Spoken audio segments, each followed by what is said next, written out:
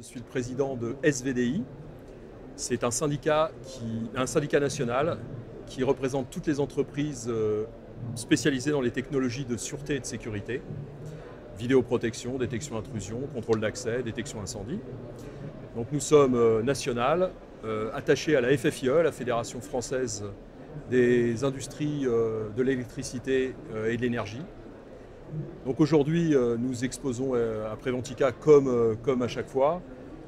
Et l'actualité aujourd'hui que nous développons ici au salon, nous avons 3 sujets importants. La formation. La formation est importante chez nous puisque nous recherchons en permanence des techniciens spécialisés dans les technologies de sûreté et de sécurité. Nous manquons cruellement de personnel aujourd'hui, surtout en Île-de-France. Donc nous développons des référentiels de formation, nous travaillons avec des organismes de formation, nous travaillons avec l'éducation nationale, la FORP, l'AFPA et des organismes privés pour essayer de faire la promotion de ces métiers chez les jeunes pour les embaucher. Deuxième sujet important aussi, compte tenu du contexte aujourd'hui de sécurité incertaine aujourd'hui sur les voies publiques, c'est le contrôle de la probité et de l'honnêteté de nos techniciens. Nous sommes amenés à embaucher de manière importante et rapide des techniciens, mais nous n'avons aucun contrôle, nous dans nos entreprises, aucun contrôle sur leur honnêteté, la probité de ces personnes.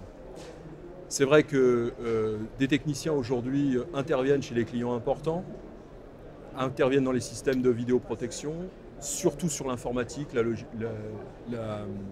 l'informatique et les logiciels de gestion de ces systèmes de sécurité. Ils peuvent rentrer dans les systèmes, ils peuvent faire de la programmation, de la déprogrammation et en plus dans le cadre de la maintenance. Donc nous demandons depuis quelques temps, pour ne pas dire quelques années, c'est une demande que nous faisons au ministère de l'Intérieur pour avoir les moyens de contrôler la probité et l'honnêteté de ces personnes. Donc nous sommes entendus, nous avons des réunions régulières et je pense que nous allons aboutir à quelque chose de simple, mais au moins ça nous donnera une première étape dans la satisfaction de la demande. Enfin, je sors d'une conférence que nous avons faite pour le Club des femmes. Au sein d'SVDI, nous avons, à l'initiative de la vice-présidente, donc qui est une femme, créé il y a 2 ans un club, le Club des femmes dans la sécurité. Dans la sécurité, la prévention. Et aujourd'hui, ce club, qui regroupe une 60aine de personnes, une 60aine de femmes, qui viennent vraiment de tous horizons, industrie, monde de la sécurité, de la sûreté, les entreprises, que ce soit de surveillance, de gardiennage ou des technologies de sécurité, mais aussi des ressources humaines de grandes industries, se regroupent au sein de ce club.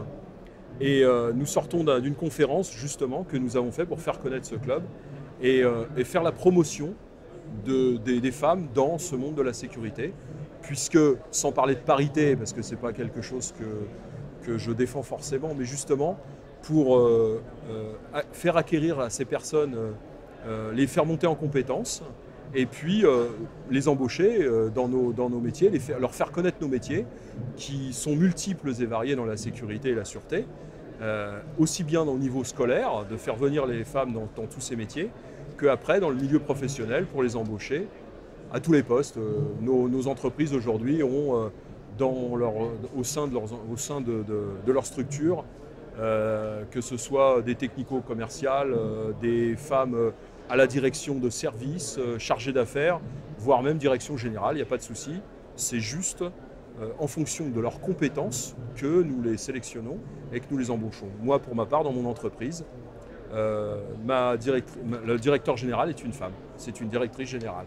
Voilà, c'était pour donner l'exemple et c'est ce que j'ai expliqué tout à l'heure à la conférence sur les femmes dans la sécurité.